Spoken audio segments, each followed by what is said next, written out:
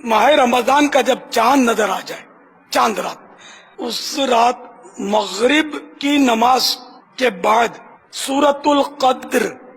انا انزلنا کی سورت 21 یعنی 21 بار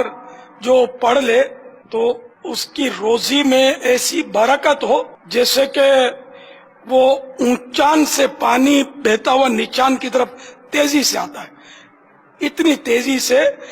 اس کی طرف روزگار جو ہے وہ دولت ہے، مال ہے، اس کی طرف تیزی سے بڑھے گا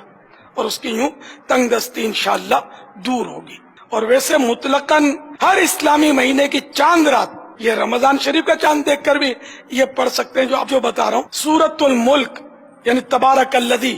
جو پڑھ لے تو انشاءاللہ سارا مہینہ وہ پریشانیوں سے اور مصیبتوں سے محفوظ رہے گا۔